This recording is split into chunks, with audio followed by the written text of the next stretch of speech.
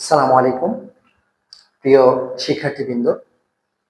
আমি Mohammad sweet Ahmed, sweet learning একাডেমির পক্ষ থেকে আবারও চলে আসলাম পদার্থবিজ্ঞানের একটি টপিক নিয়ে। আজকে আমাদের আলোচনার বিষয়বস্তু হিসেবে আমরা নির্ধারণ করেছি কাজ, ক্ষমতা, শক্তি, যা সমসাময়িক সময়ে সব থেকে গুরুত্বপূর্ণ একটি টপিক। অনেক শিক্ষার্থীরাই এই টপিকটিতে অনেক ভোগান্তির শিকার হয়। তো যাই হোক, আর স্বাচ্ছতর না চিন্তা করে চলে আসি আমাদের মূল আলোচনায়।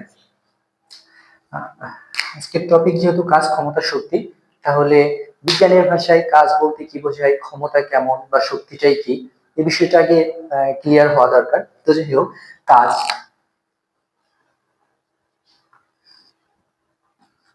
বিজ্ঞানের ভাষায় কাজ বলতে আমরা বুঝি যে বল প্রয়োগের ফলে যদি বলের দিকে অথবা বলের বিপরীত দিকে বস্তুর স্মরণ ঘটে, তাহলে উক্ত ঘটনাকে আমরা কাজ বলি। অর্থাৎ বিজ্ঞানের ভাষায় কাজ হতে যদি হয় বা কাজ হতে গেলে অবশ্যই বল প্রয়োগের ফলে বস্তুর স্মরণ ঘটতে হবে।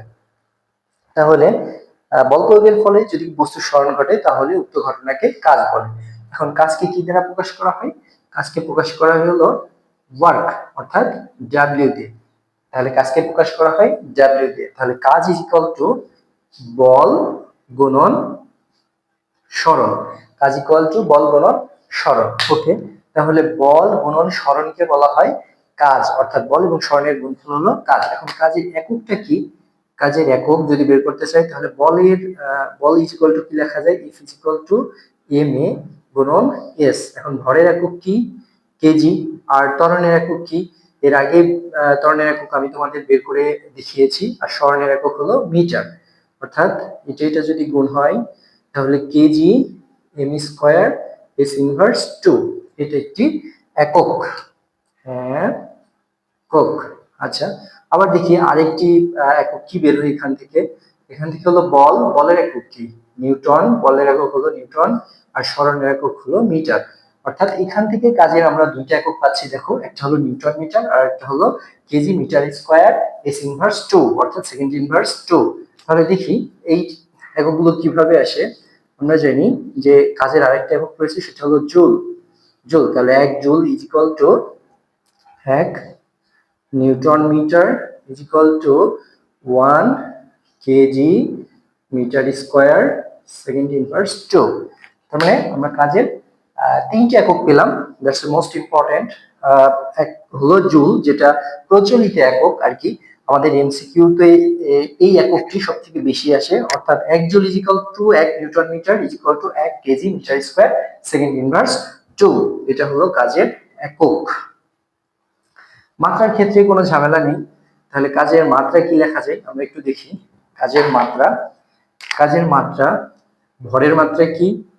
Mass M. ত্বরণের মাত্রা কি? এল টি ইনভার্স 2। আর সরণের মাত্রা এল। তাহলে কাজের মাত্রা আসতেছে M L square T inverse 2। তাহলে আমরা কি কি পেলাম? কাজের একক এবং কাজের মাত্রা পেয়ে গেলাম। ওকে, এরপরে আসি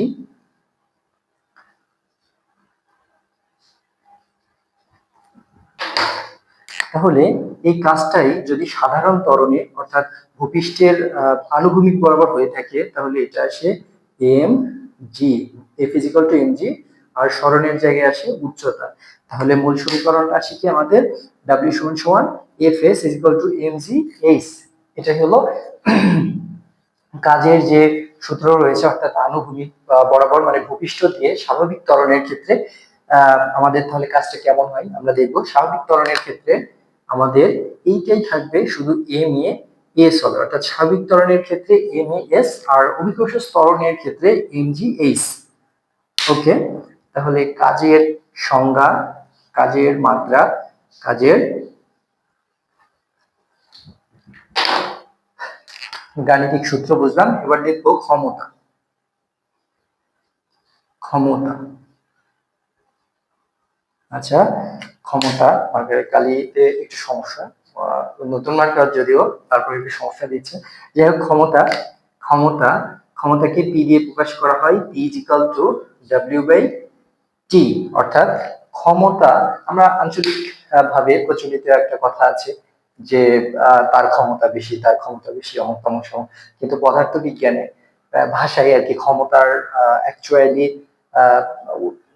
মূল মিনিংটা কি সেটা আমরা একটু দেখে নিব। ক্ষমতা হলো কোনো বস্তুর একক সময়ে কাজ করার হারকেই ওই বস্তুর ক্ষমতা বলে। অর্থাৎ মনে করো 40 কেজি ভরের একজন ব্যক্তি একটি কাজ করতে সময় নিচ্ছে 2 মিনিট, আবার অপর 40 কেজি ভরের আরেকজন ব্যক্তি ওই একই কাজ করতে সময় লাগতেছে 1 মিনিট।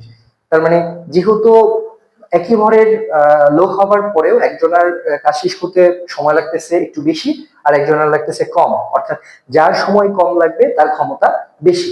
তাহলে ক্ষমতার সূত্রটা কি হলো, যে সময়ের সাথে কোনো বস্তুর কাজ করার হারকেই তার ক্ষমতা বলে। আচ্ছা, তাহলে P = W/T। এখন ক্ষমতার একক কি দেখি, তাহলে W কাজের একক কি, জুল। কাজের একক জুল আর সময়ের একক হলো সেকেন্ড।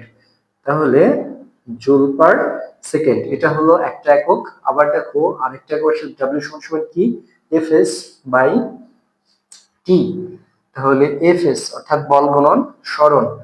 তাহলে বলের একক কি নিউটন, সরণের একক কি মিটার ভাগ টি, অর্থাৎ নিউটন, এটা একবারে বসিয়ে দিই second, newton metre per second. এই একটা একক। আরো একটা একক আছে সেটা আমরা বের করে দেখি। W/T = W কাজ, অর্থাৎ MAS/T। ভরের একক কি, এই টোটালের একক পেয়েছিলাম, ভরের একক কেজি, ত্বরণের একক মিটার পার সেকেন্ড স্কয়ার, সরণের একক সেকেন্ড ডিভাইডেড বাই সেকেন্ড। তাহলে কি আসতেছে, সরণের একক মিটার, অর্থাৎ এটা আসতেছে আমাদের KG metre square. S inverse এখানে 2 ছিল আর এখান থেকে একটা গিয়ে 3, এস ইনভার্স 3।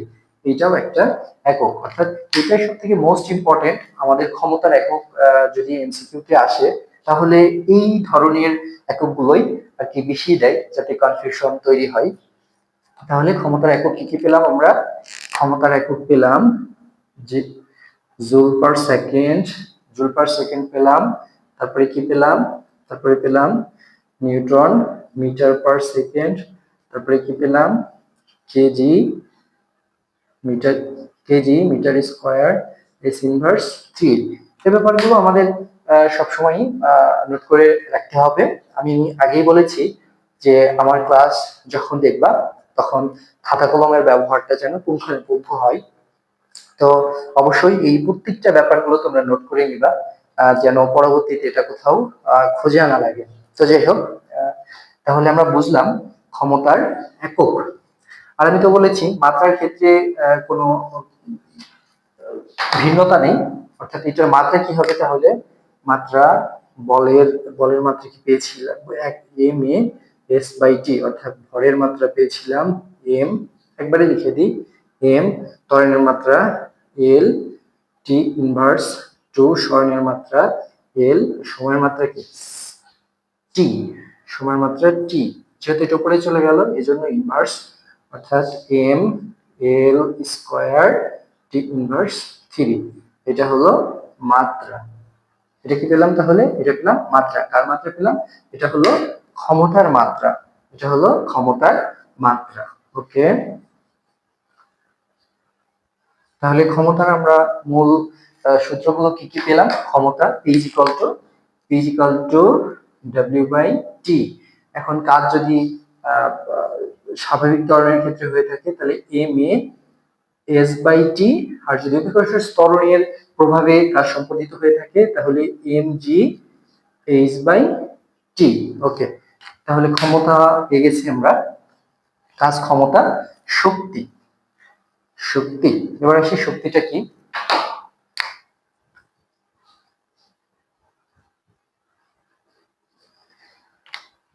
অ্যাকচুয়ালি কোন বস্তুর মধ্যে কাজ করার যে সামর্থ্য সঞ্চিত থাকে মূলত সেটাই হলো ওই বস্তুর মধ্যে নিহিত শক্তি। অর্থাৎ কোন বস্তু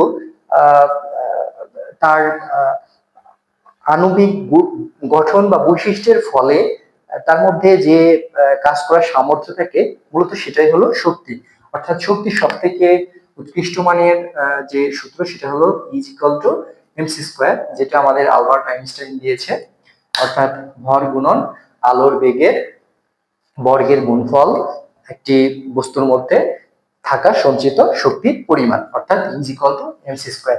এখন আসি শক্তি বলতে আমরা আমাদের সাধারণ যে ঘটনা প্রবাহগুলো আমাদের সাথে ঘটে যায় সেখান থেকে আমরা দেখি যে ঢিল দিয়ে একটি আম বৃত্তচ্যুত করা হচ্ছে, তারপরে একটি বস্তুকে নিচ থেকে উপরে নিয়ে চলে গেলাম, তারপরে ওটা যদি সাইড করে ফেলে দিই তাহলে একটা শক্তির প্রভাবে সেটা নিচে পড়তেছে। তার মানে অবশ্যই বস্তুর মধ্যে কিছু শক্তি ছিল বিধায় ওটা স্তরণের প্রভাবে নিচের দিকে পড়তেছে।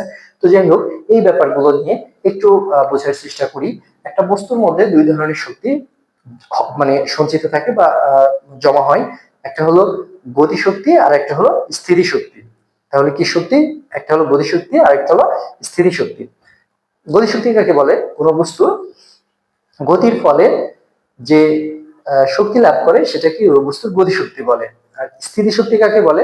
কোনো বস্তু অবস্থানের পরিবর্তনের কারণে, মনে করো সেটা ভূপৃষ্ঠে ছিল, ভূপৃষ্ঠ থেকে অভিকর্ষ স্তরণের অপোজিটে ওইটাকে একটা নির্দিষ্ট উচ্চতায় উঠানো হলো, যদি এই ধরনের ঘটনা হয়ে থাকে বা ঘটে থাকে তাহলে ওই বস্তুর ভেতরে এক ধরনের শক্তি সঞ্চিত হয়, সেই শক্তিটাকে বলা হয় স্থির শক্তি। ওকে, তাহলে স্থির শক্তিটাই মূলত বিভব শক্তি। তাহলে আমরা শক্তি কয় ধরনের পেলাম? দুই ধরনের, একটা হলো গতিশক্তি, একটা হলো স্থির শক্তি। তাহলে গতিশক্তি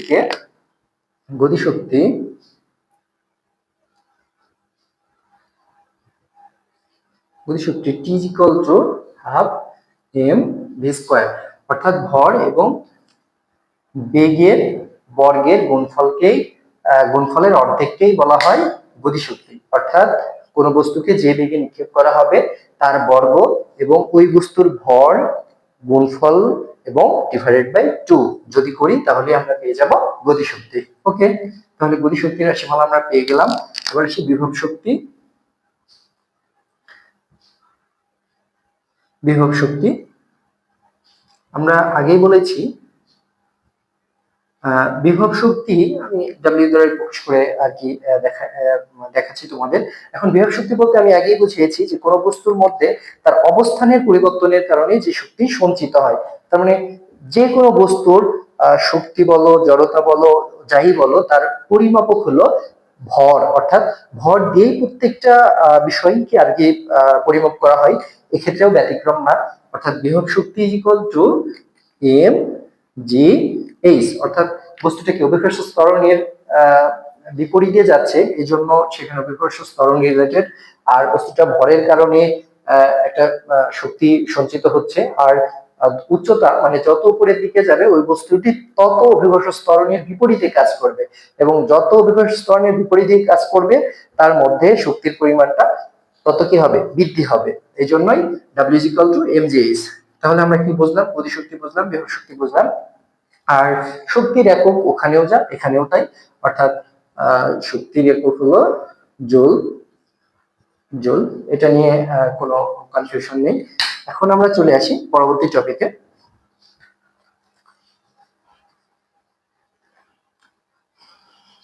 আমরা চলে আসি কর্মদক্ষতার একটি ম্যাপ। কাজ, ক্ষমতা এবং শক্তিতে এই দুইটা টপিকই সব থেকে বেশি ইম্পর্টেন্ট। তো যে কোনো মোটরের যে কোনো মোটরের দক্ষতা নির্ণয় করতে বলে, মানে দক্ষতা শব্দের অর্থই হলো কর্মদক্ষতা। অ্যাকচুয়ালি যে কোনো মোটরের কর্মদক্ষতা ইজ ইকুয়াল টু কার্যকরী শক্তি ডিভাইডেড বাই মোট প্রদত্ত শক্তি গুণন 100%। এটা হলো আমাদের পাঠ্য বইয়ে যে সূত্রটি দিয়ে আছে, এটাই সেটা মূলত। এখন এর ব্যাখ্যাতে আমরা চলে আসি যে কার্যকরী শক্তি সমান সমান সম্পাদিত কাজের হার। কার্যকরী শক্তি সমান সম্পাদিত কাজের হার। কাজের হার মানে কি? কাজের হার শব্দের অর্থ হলো যে নির্দিষ্ট সময়ে কোনো বস্তু যতটুকু বা কোনো ব্যক্তি যতটুকু কাজ সম্পাদন করে তার অনুপাতটাই হলো কাজের হার। অর্থাৎ সম্পাদিত কাজের হার is equal to W by T, অর্থাৎ ডাব্লিউ সমান কি? M G H. যেহেতু মোটর যে কাজটা করে ম্যাক্সিমাম ক্ষেত্রেই আমাদের, যেহেতু পাম্প মোটরটি আমরা বিবেচনা করে থাকি, তাহলে পাম্প মোটর অবশ্যই একটা নির্দিষ্ট উচ্চতায় লিকুইড অর্থাৎ হচ্ছে পানি উত্তোলন করে, এজন্য এখানে এনজিএইচ এসেছে। আর যদি নর্মালি স্বাভাবিক ত্বরণ কাজ করতো কোনো মোটরের ক্ষেত্রে, তাহলে আমাদের এই মানটা শুধু চলে আসতো M A S divided by T. আশা করি এই ব্যাপারটি আমরা বুঝতে পেরেছি। তো ঠিক আছে, কার্যকরী শক্তি ইজ ইকুয়াল টু সম্পাদিত কাজের হার is equal to MGH divided by T. আচ্ছা, এখন মোট প্রদত্ত শক্তি সমান মোটরের প্রদত্ত শক্তি এইচপি হর্স পাওয়ার, যেটা ম্যাক্সিমাম মোটরই আমাদের হর্স পাওয়ারে এককে আর কি ক্ষমতাটা দেয়া থাকে।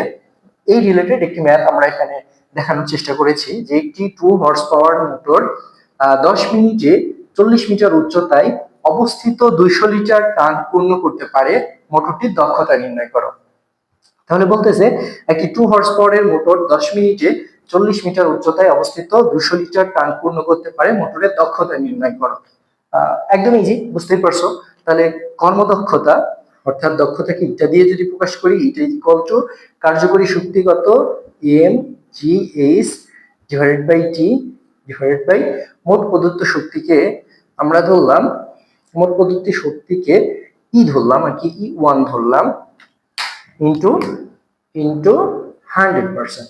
আচ্ছা, এই ক্ষেত্রে দেয়া আছে কি কি দেখো তো, এখানে দেয়া আছে প্রদত্ত শক্তি E1 is equal to কত দেয়া আছে 2 HP, 2 HP is equal to 2 into 746 watt পেয়ে গেছি। দেখো সময়টি is equal to কত দেয়া আছে 10 minute, 10 minute is equal to 10 into 60, তাহলে কত হয় 600 সেকেন্ড, 600 সেকেন্ড।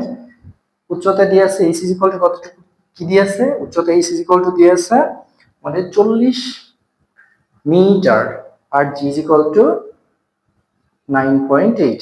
তাহলে আমাদের ইকুয়েশনটা দেখো একদমই ইজি। এইটিটা এইটিটা আমরা জানি যে কার সাথে গুণাকারে আছে, হরের সাথে গুণাকারে আছে, তাহলে হরে দিয়ে দিই একবারে। তাহলে এম জি এইচ অর্থাৎ M G H divided by E T into 100%। আচ্ছা, তাহলে এটা মান কত আসতেছে, মানটা বসাই দিই। ভর কত কেজি ছিল 200 লিটার, এটা মিস্টেক হয়েছে, ইজ ইকুয়াল টু 2000 লিটার। তাহলে বসিয়ে দাও, একদম ইজি। 2000 ইন্টু জি কত 9.8, উচ্চতা কত দেওয়া ছিল 40 মিটার ডিভাইডেড বাই ইটি, ই কত ছিল 2 ইন্টু 746 গুণন টি কত ছিল 600। আচ্ছা, এটা ক্যালকুলেশন করে দাও। এটা ক্যালকুলেশন করলে কত আসতেছে 2000 into 9.8 into 40 divided bracket 2 into 746 into 600 is equal two 0.875। তার মানে এটার মান আসতেছে কত, এটার মান আসে 0.875 সামথিং, মানে সেটা 7 এর উপরে, এই জন্য 6 দিয়ে দিলাম ইন্টু 100%। তাহলে এটা ইজ ইকুয়াল টু কত আসতেছে 87.6%। তাহলে দক্ষতা পেয়ে গেলাম। দক্ষতা নির্ণয় একদমই ইজি, শুধু এই ব্যাপারটা মাথার মধ্যে রাখবা যে কর্মদক্ষতা ইজ ইকুয়াল টু কার্যকরী যে শক্তিটা, সেটা অবশ্যই সম্পাদিত কাজের হার, অর্থাৎ ওই মোটর কর্তৃক যে কাজটা সম্পাদিত হবে তার হারটাই হলো কার্যকরী শক্তি। এই ব্যাপারটা যদি মাথার মধ্যে ক্লিয়ার কাট ঢুকে থাকে, তাহলে আশা করি কর্মদক্ষতা নিয়ে আর কোনো সমস্যা হবে না। ঠিক আছে, পরবর্তী টপিকে চলে আসি আমরা।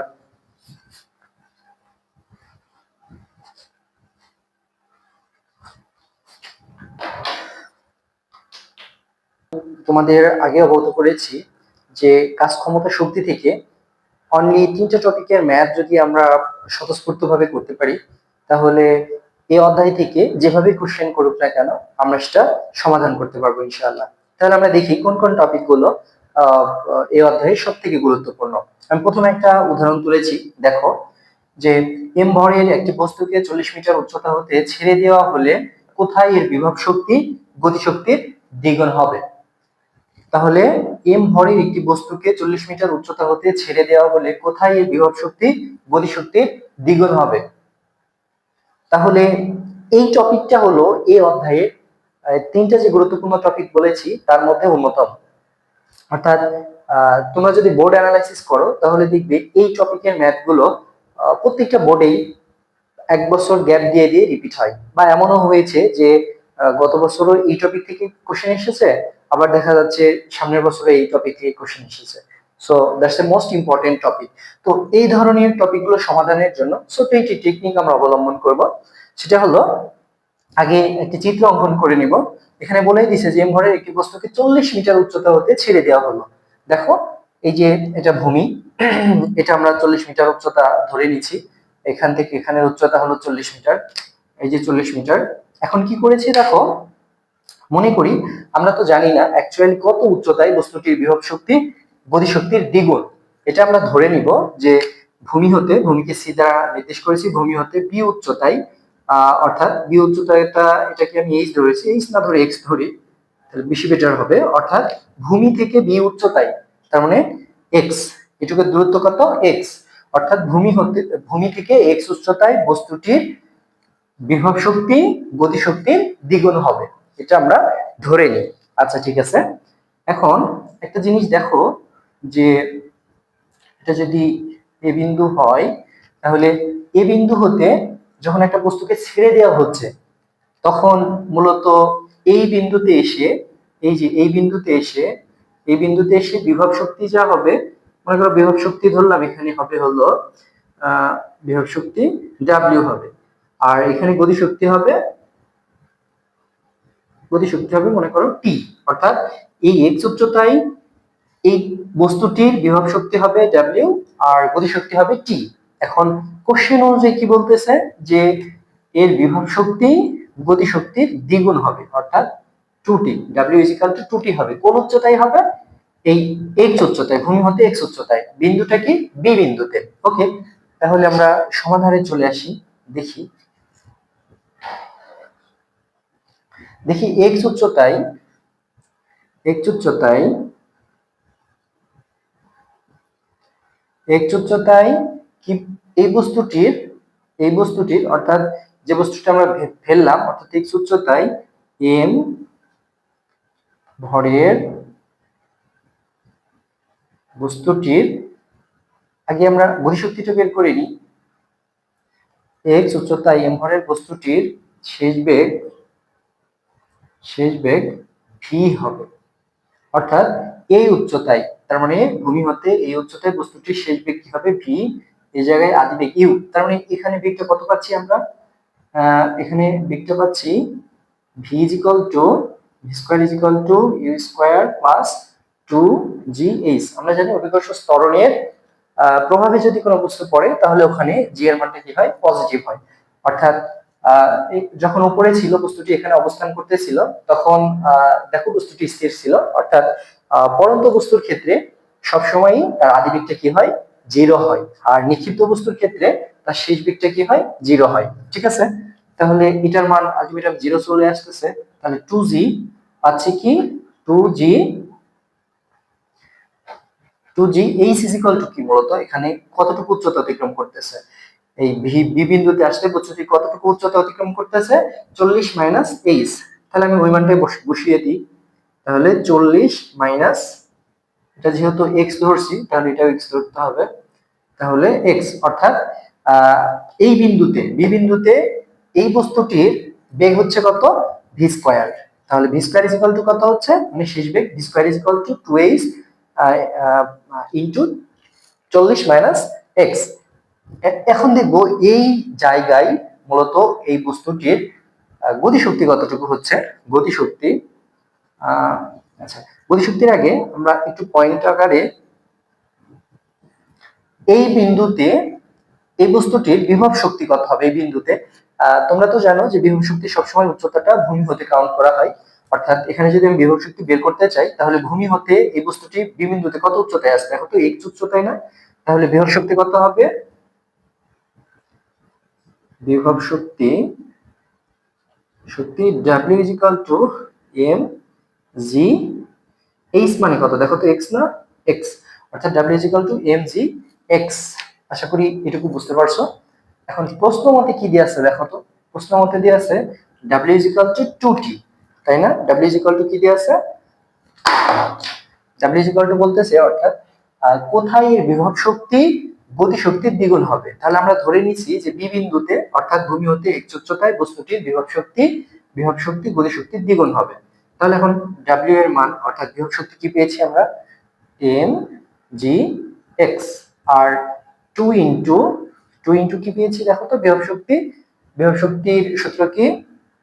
বিভব শক্তির সূত্র হলো হাফ এম ভি স্কয়ার। এটা মূলত বিভব শক্তি। এই যে টি এর মান বসিয়ে দিলাম, এটা বিভব শক্তি। এখন দেখো তো এম বাদ চলে যায়। আচ্ছা, এই টু কাটা দেয়া যায়, তাহলে G into X is equal to, এখানে তাহলে আমাদের কি আসতেছে? এখানে আমাদের আসতেছে ভি স্কয়ারের মানটা যদি বসাই, আমরা কি বসাইতে পারি? ভি স্কয়ার সমান সমান 2g 40 মাইনাস এক্স। তাহলে V square is equal to কত হচ্ছে? 2g into 40 minus x. অর্থাৎ এই যে ভি স্কয়ার সমান সমান 2g 40 মাইনাস এক্স, এই যে এখানে বসিয়ে দিয়েছি। দেখো 2g 40 minus x, 2g 40 minus x বসিয়ে দিয়েছি। এখন এই পাশ থেকে জি বাদ চলে যায়। তাহলে এই 2 দিয়ে যদি এটাকে গুণ করি, তাহলে 40 গুণে 80, আর এখানে কত হয়? 2x। এখন 2x টাকে যদি এই পাশে নিয়ে আসি, এখানে শুধু x থাকতেছে, তাহলে এখানে এই 2x টা কি হয়ে যাচ্ছে দেখো তো? মাইনাস না? এই যে মাইনাস আছে, তাহলে মাইনাস এর পাশে নিয়ে আসলে কি হয়ে যায়? প্লাস। অর্থাৎ plus 2x is equal two 40। Sorry, 40 গুণন 2, তার মানে 40 গুণে 80, 2 রেখে দিই এভাবে, সমস্যা নেই। তাহলে এখানে হচ্ছে কত? x আর x কত হয়? 3x। 3x is equal two 40 গুণে 80, বা x ইজ ইকুয়াল টু 80 ভাগ কত? 3 ইজ ইকুয়াল টু আমাদের কত আসতেছে মানটা? 80 ভাগ 3, 26.67, 6.67। এটা হলো আমাদের কাঙ্ক্ষিত ফলাফল। অর্থাৎ ভূমি হতে 26.67 মিটার উচ্চতায় বস্তুটির বিভব শক্তি গতি শক্তির কত গুণ হবে? দ্বিগুণ হবে। অর্থাৎ একটি বস্তুকে আমরা যদি একটা নির্দিষ্ট উচ্চতা থেকে নিচে ফেলে দিই, এবং যদি এরকম কোনো কন্ডিশন থাকে যে বিভব শক্তি গতি শক্তির দ্বিগুণ অথবা 1/3 যাই বলুক না কেন, তাহলে আমরা আগে যে থিমটা দিছে সেই থিমটা আগে সুন্দর করে আঁকিয়ে নেব। আঁকিয়ে নিয়ে, যেমন এটা বড়টা ছিল কত মিটার? আমাদের বলছিল 40 মিটার। তাহলে আমরা ভূমি থেকে একটা দূরত্ব কি ধরলাম? এক্স ধরলাম। অর্থাৎ এই বি বিন্দুতে ধরে নিয়েছি যে আমরা এই বস্তুটার বিভব শক্তি গতি শক্তির দ্বিগুণ হবে। তারপরে যে মানগুলো বসিয়ে ক্যালকুলেশন করছি, এই যে শেষ। তার মানে এই টপিকটা এই অধ্যায়ের 3টে ইম্পর্টেন্ট টপিকের মধ্যে অন্যতম। আশা করি এই টপিকটা নিয়ে আর কোনো ঝামেলার সম্মুখীন হবে না। ঠিক আছে, এর পরবর্তী টপিকে চলে আসি।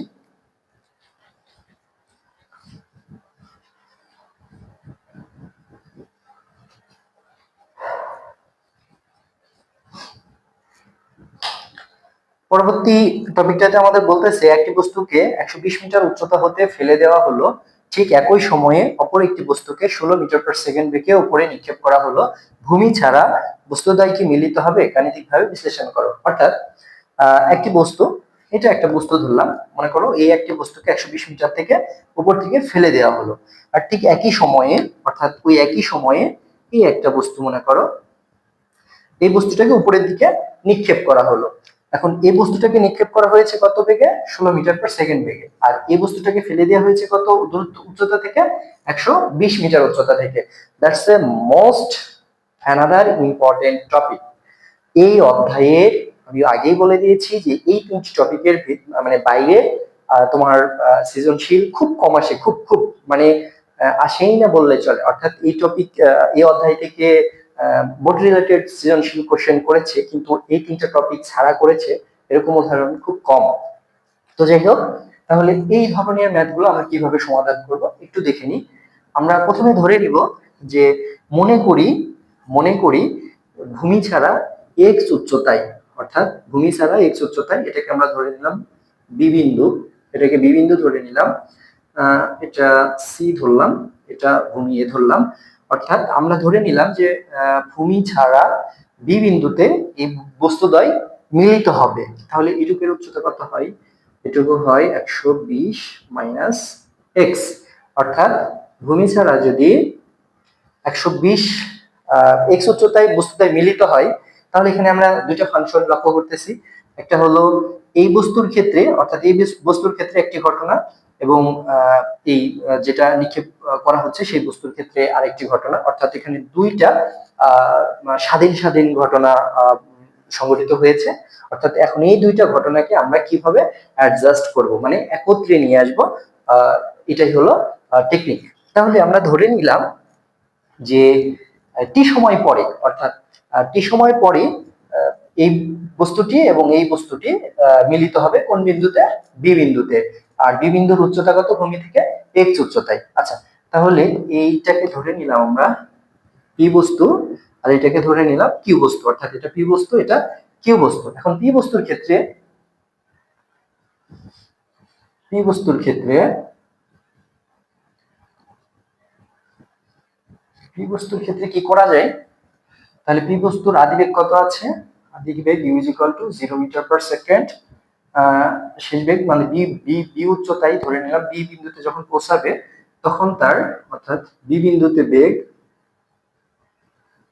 বি বিন্দুতে বেগ = ভি। তাহলে পি বস্তুর ক্ষেত্রে u = এত, বি বিন্দুতে বেগ ভি। আর এখান থেকে যে উচ্চতাটা অতিক্রম করতেছে, অর্থাৎ বি বিন্দুতে পৌঁছাইতে তার উচ্চতা h = 120 মাইনাস এক্স। এটা হলো পি বিন্দুর ক্ষেত্রে। এই ঘটনাগুলো কার ক্ষেত্রে ধরে নিলাম? পি বিন্দুর ক্ষেত্রে। এবার কিউ বিন্দুর ক্ষেত্রে দেখি। কিউ বিন্দুর ক্ষেত্রে, কিউ বস্তুর ক্ষেত্রে, কিউ বস্তুর ক্ষেত্রে ওকে, কিউ বস্তুর ক্ষেত্রে কি ধরবো? এটা একটা নির্দিষ্ট বেগে আর কি এটাকে নিক্ষেপ করা হয়েছিল। আমরা জানি না সেই বেগটি কত। একটা নির্দিষ্ট বেগে এটাকে নিক্ষেপ করা হয়েছে। নিক্ষেপ করার পরে, সরি, এখানে দেয়া আছে এই যে একটি বস্তুকে এত বেগে নিক্ষেপ করা হলো, তার মানে আদি বেগ, বস্তুটির বেগ দেয়া আছে 16 মিটার পার সেকেন্ড। এটার আর শেষ বেগ, অর্থাৎ এই বিন্দুতে বেগ কত হবে? ভি। অর্থাৎ শেষ বেগ বি বিন্দুতে বেগ দিয়ে দিলাম, বি বিন্দুতে বেগ। এই বি বিন্দুতে বেগ কত ধরলাম? আমরা বি বিন্দুতে বেগ সমান ভি ধরলাম। এখন উচ্চতা, এটার ক্ষেত্রে উচ্চতা h = অর্থাৎ বি বিন্দুতে পৌঁছানো পর্যন্ত উচ্চতা কত? h = x। এখন পি বস্তুর ক্ষেত্রে এবং তোমার বিবি কিউ বস্তুর ক্ষেত্রে আমরা ধরে নিচ্ছি যে দুইটাই তোমার টি সময় পরে, অর্থাৎ এটা দুইটাই টি সময় পরে এক্স উচ্চতায় মিলিত হবে, এটা আমরা ধরে নিয়েছি। তার মানে এখানে এটার t1 t2 t, অর্থাৎ আমরা ধরে নিয়েছি যে টি সময় পরে দুইটা বস্তু কি হবে? এক জায়গায় মিলিত হবে, সেটা বি বিন্দুতে। আচ্ছা, এবার এই ক্ষেত্রে এই ক্ষেত্রে আমরা কি সূত্র অ্যাপ্লাই করতে পারি? এইচ আছে, ইউ আছে, ভি আছে, আর জি তো উভয় ক্ষেত্রে আছে আমরা জানি। তাহলে H = UT plus half of G T square. আচ্ছা, এই সমান UT plus half of G T square. তাহলে এখানে এইচ এর মানটা কত পাচ্ছি আমরা? এইচ এর মানটা পাচ্ছি 120 মাইনাস এক্স, এক্স = ইউটি, অর্থাৎ এটা 0 হয়ে যাচ্ছে, তাহলে এখানে শুধু থাকতেছে আমাদের half into 9.8 into T square, বা 120 মাইনাস এক্স কত আসতেছে আমাদের? 4.9 টি স্কয়ার। ওকে, তাহলে এই কিউ বিন্দুর ক্ষেত্রে কি আসতেছে? এটা কিন্তু পি বস্তুর ক্ষেত্রে, এটা পি এর ক্ষেত্রে, এটা পি এর ক্ষেত্রে। এবার কিউ এর ক্ষেত্রে কি আসতেছে? কিউ এর ক্ষেত্রে ওই একই সূত্র যদি আমরা অ্যাপ্লাই করি, h = UT plus half of G T square. এখন দেখো এখানে এই বস্তুটা যেহেতু উপরের দিকে নিক্ষেপ করতেছে, তার মানে এখানে অভিকর্ষ ত্বরণটা কি হবে? অবশ্যই নেগেটিভ হবে। তাহলে অভিকর্ষ ত্বরণ নেগেটিভ হলে এখানে সামনে প্লাসের জায়গায় মাইনাস হয়ে যায়। এখন এটার এইচ কত? এইচ হলো এক্স। তাহলে x is equal to u t, অর্থাৎ ইউ কত ছিল? 16t minus half GT square আসলে 4.9 আসে, 4.9t স্কোয়ার। এখন এটা আমরা কি জানি দেখো তো, আমরা জানি যে এখানেও সময়টা দুইটার ক্ষেত্রে কি ছিল? সমান ছিল। আবার আমরা জানি এক্স উচ্চতায় বস্তু দুইটা কি হচ্ছে? মিলিত হচ্ছে। এখন এই সমীকরণ থেকে, অর্থাৎ এটা যদি একটা সমীকরণ ধরি, 1 নং সমীকরণ, আর এটা যদি 2 নং সমীকরণ বিবেচনা করি, তাহলে 1 আর 2 নং থেকে কি আসতেছে দেখো তো। আমরা যদি এক্স এর মানটা বসিয়ে দিই এখান থেকে, যদি এক্স এর মানটা বসিয়ে দিই এই সমীকরণে, অর্থাৎ 2 নং এক্স এর মান বসিয়ে পাই 2 এ এক্স এর মান বসিয়ে পাই 2 নং সমীকরণটা কি ছিল আমাদের? 2 নং সমীকরণটা ছিল 16t, আর এখান থেকে x সমান সমান কি আসতেছে?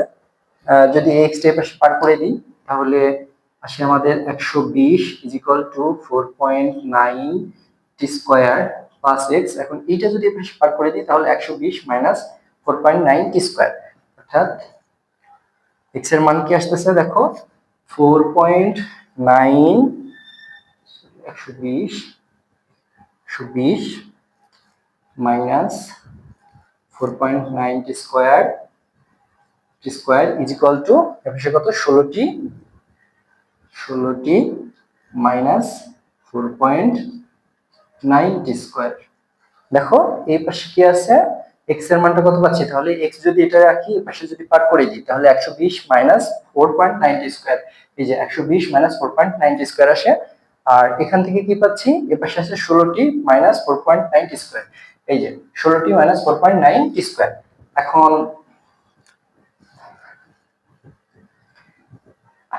এই সমান চিহ্নের এই পাশে মাইনাস মাইনাস একই যদি সংখ্যা হয় তাহলে সেটা বাদ দিয়ে দিতে পারি।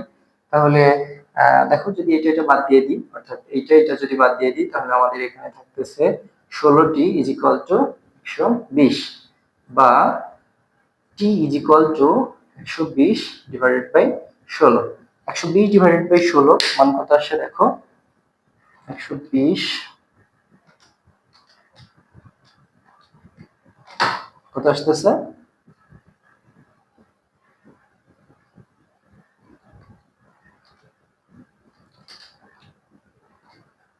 ক্যালকুলেটর কাজ করে না। 7.5 সেকেন্ড। যাই হোক, তার মানে আমাদের টি এর মান আসতেছে কত? 7.5। এখন এই টি এর মানটা, এই যে টি এর মানটা আসছে, এই টি এর মানটার উপর বেসিস করে আর কি দুই ভাবে উত্তর করা যায়। এই অঙ্কটাই আরো অন্য ভাবেও করা যায়। আমি দুইটা প্রসেসই তোমাদের দেখিয়ে দিব, সমস্যা নেই। আমি এটা এখন একটু মুছে ফেলি। আমাদের মান আসলো কত? টি এর 7.5 সেকেন্ড। এখন এই টি এর মানটা আমরা 2 নং সমীকরণে বসিয়ে দেব। এই যে 2 নং যে সমীকরণ আছে সেই সমীকরণে বসিয়ে দেব, অথবা 1 নং এ বসালে সমস্যা নেই। আমরা 1 নং এ বসালে আরো সুবিধা হবে, তাহলে 1 নং এ বসিয়ে দিই। তাহলে 1 নং সমীকরণটা আমাদের কি ছিল? 1 নং সমীকরণটা পেয়েছিলাম 120 মাইনাস, অর্থাৎ x is equal to 120 minus 4.9 T square, অর্থাৎ এই টি এর মানটা, যে মানটা পেয়েছি সেটা এই সমীকরণে বসিয়ে দেব। তাহলে দেখো 120 মাইনাস 4.9 ইনটু টি এর মান কত পেয়েছি? 7.5 স্কয়ার। তাহলে কত আসে আমাদের? 7.5 square into 4.9 is equal to তোর মাইনাস 120 মাইনাস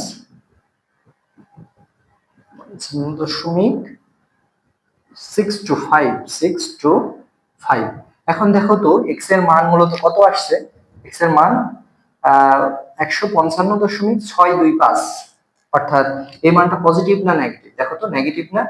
আর আমরা জানি যে এই এক্স এর যে মানটা সেটা যদি 120 এর থেকে বেশি হয়, অর্থাৎ 120 এর এক্স এর মানটা 120 এর থেকে যদি বেশি, মানে 120 এর থেকে যদি বড়, অথবা যদি জিরোর থেকে যদি ছোট হয়, অর্থাৎ জিরোর থেকে যদি ছোট হয়, তার মানে 120 থেকে যদি এক্স এর মানটা কি হয়, বড়, মানে এখানে যে উচ্চতার কথা বলবে, যেমন এখানে বলে দিছে যে 120 মিটার উচ্চতা থেকে বস্তুটা নিচের দিকে কি করা হয়েছে, ফেলে দেওয়া হয়েছে।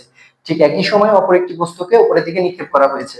তার মানে টোটাল মানে মোট উচ্চতাটা কত ছিল, দেখো তো 120 না, তাহলে মোট যে উচ্চতা মানে সর্বোচ্চ যে উচ্চতা থেকে একটা বস্তু ফেলা হয়েছে তার থেকে যদি এক্স এর মান বেশি হয়, তাহলে বস্তুদ্বয় ভূমি ছাড়া অন্য কোথাও মিলিত হবে না। আবার যদি এক্স এর মানটা জিরো থেকে কি হয়, ছোট হয়, অর্থাৎ জিরো থেকে ছোট মানে সেটা ঋণাত্মক মান, কারণ যদি ঋণাত্মক মান হয় তাহলে সেটা ভূমি ছাড়া মিলিত হবে না। অর্থাৎ এই প্রসেস, এটা হলো একটা প্রসেস। আমি আরেকটা প্রসেস দেখাবো যে আরেকটা কোন প্রসেস অবলম্বন করে এই মানটা নির্ণয় করা যায়, সেটা আমি তোমাদের দেখাবো।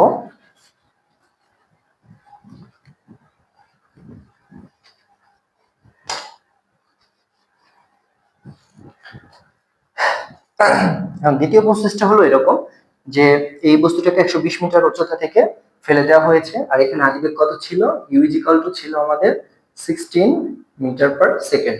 এখন এই বস্তুটি ভূমিতে পড়তে মানে ভূমিতে পৌঁছাইতে মোট কতটুকু সময় লাগতেছে, অর্থাৎ পি বস্তুটির ভূমিতে পৌঁছাইতে সময় লাগতেছে কত, পি বস্তুটির ভূমিতে পৌঁছাইতে সময়, অর্থাৎ পি বস্তুর ক্ষেত্রে ইউ ইজ ইকুয়াল টু কত পেয়েছি, পি বস্তুর ক্ষেত্রে u is equal to 0 metre per second. কারণ উপর থেকে যদি কোনো বস্তুকে আমরা নিচে ফেলে দিই তাহলে সর্বোচ্চ উচ্চতায় বস্তুটির আদিবেগ কত থাকে, 0 থাকে। আচ্ছা, তাহলে এই বস্তুটির আমাদের উচ্চতা কতটুকু ছিল, উচ্চতা ছিল 120 metre, h is equal to 120 metre. আচ্ছা, জি ইজ ইকুয়াল টু কত পেয়েছি, 9.8 মিটার পার সেকেন্ড স্কয়ার। এখন এখান থেকে তাহলে আমরা কি বের করতে পারবো, সময়টা বের করতে পারবো, অর্থাৎ h is equal to u t plus half of G T square, অর্থাৎ আমাদের এখান থেকে এটার মান কত হয়ে যায়, আলটিমেট অফ 0 হয়ে যায়, অর্থাৎ h is equal to half into 4.9 into T square, বা এখন এই টু এটার সাথে গুণ, এই 4 পয়েন্ট হয়েছে ইন্টু 9.8, অর্থাৎ এটা এইচ এর সাথে গুণ হয়ে যায় আমাদের 2h ডিভাইডেড বাই এটা ভাগ হয়ে যায় 9.8 is equal two T square. তাহলে টি যদি স্কয়ার চলে গেলে কি হয়ে যায়, রুট হয়ে যায়, অর্থাৎ T is equal to 2 into 120 divided by 9.8 root over. তাহলে কত আসে, 120 ইন্টু 2 ভাগ 9.8 root over answer 4.95 এত সেকেন্ড। অর্থাৎ এই বস্তুটার ভূমিতে পড়তে সময় লাগতেছে কত, 4.95 সেকেন্ড। কোন বস্তুটার, এই বি বস্তুটার ভূমিতে পড়তে কত সময় লাগতেছে, 4.95 সেকেন্ড। এখন আমরা দেখি যে এই বস্তুটা যে আমরা নিক্ষেপ করেছিলাম এটা সর্বাধিক উচ্চতায় উঠতে এটার কতটুকু সময় লাগতেছে। দেখো এই বস্তুটা সর্বাধিক উচ্চতায় যখন উঠবে, অর্থাৎ ওইটাকে যদি আমরা কিউ বস্তু বিবেচনা করি তাহলে সর্বাধিক উচ্চতায় উঠতে এর সময় শেষ বেগ কত হবে, সর্বোচ্চ উচ্চতায় ওঠার পরে শেষ বেগ অবশ্যই v is equal to 0 metre per second হবে। কারণ আমরা জানি যে নিক্ষিপ্ত বস্তুর ক্ষেত্রে শেষ উচ্চতায় বা শেষ অবস্থানে তার বেগটা কত হবে, 0 হবে। ঠিক আছে, তাহলে এটা ধরে নিলাম। ইউ ইজ ইকুয়াল টু কত দিয়ে আছে আমাদের, 16 metre per second, g is equal to কত জানি, 9.8। আচ্ছা, আর আমাদের বের করতে হবে কি, টি, অর্থাৎ এই উচ্চতায় উঠতে বস্তুটির সময় কত লাগতেছে, টি ইজ ইকুয়াল টু হোয়াট। আচ্ছা, এখন আমরা তাহলে কি সূত্র অ্যাপ্লাই করতে পারি, দেখো এটা অ্যাপ্লাই করতে পারি, T is equal to V minus U divided by G, এটা করতে পারি। আবার যদি উচ্চতা বের করে নিই আমি, উচ্চতা বের করে নিয়ে করাটা বেশি বেটার হবে। তাহলে উচ্চতা যদি বের করে নিয়ে করি, উচ্চতা h is equal to what, t is equal to what, তাহলে h is equal to ut plus half of g t square.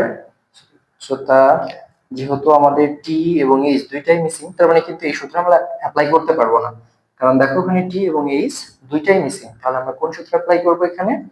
আমরা অ্যাপ্লাই করব এটা v square is equal to u square minus 2g h, minus কেন, কারণ এটা নিক্ষিপ্ত বস্তু। তাহলে আমাদের লাগবে হলো h, অর্থাৎ এটা যদি পাশে নিয়ে আসি তাহলে v square plus 2g h is equal to u square, বা h is equal to, দেখো তো h is equal to কি হয়, h is equal to v square minus হয়ে যায়, অর্থাৎ u square minus v square divided by কি হয়, এখানে h রাখলাম তাহলে 2g, তাহলে এখানে মানটা কত আসতেছে, অর্থাৎ v তো 0 u এর উপরই, তাহলে 16 এর উপর যদি স্কয়ার করি আর এখানে 2 ইনটু 9.8, তাহলে আমাদের মানটা কত আসতেছে,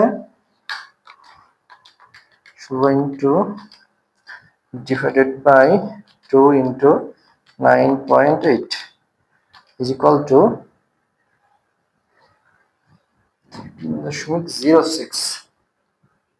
0.06 মিটার।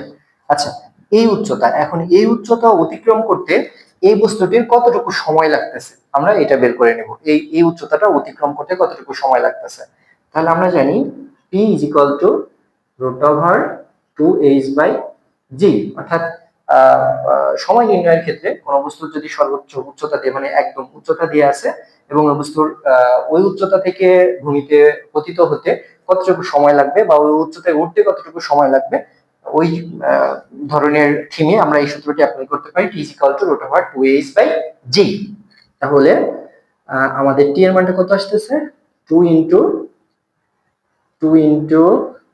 13.06 ডিভাইডেড বাই 9.8, এখানে তো অবশ্যই জি ছিলই, তাহলে আমাদের মানটা আসতেছে ভাগ 9.8 is equal to তো root over 1.63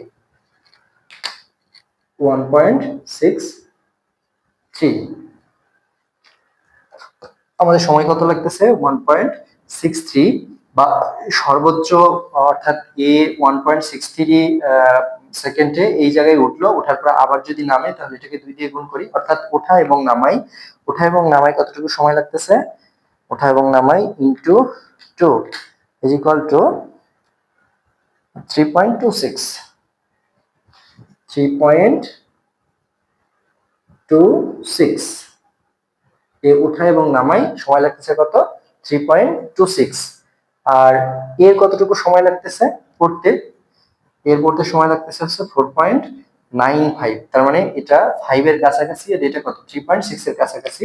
এই একটা লজিক অথবা এই 13.06 মিটার উচ্চতা অতিক্রম করতে এই পি মানে পি বিন্দুর কতটুকু সময় লাগতেছে, অর্থাৎ এটা বাদে এটা কত 120, তার মানে 120 মাইনাস 13.06, মানে এই একটা প্রসেস, অর্থাৎ সময় বের করে আমরা দেখাইতে পারি যে এটা সময় লাগতেছে কত উঠতে এবং নামতে 3.26 সেকেন্ড, আর এটা সময় লাগতেছে নামতে কত 4.95, অর্থাৎ 5 এর কাছাকাছি। আর এই দূরত্বটা অতিক্রম করার পরে অর্থাৎ 120 মাইনাস 13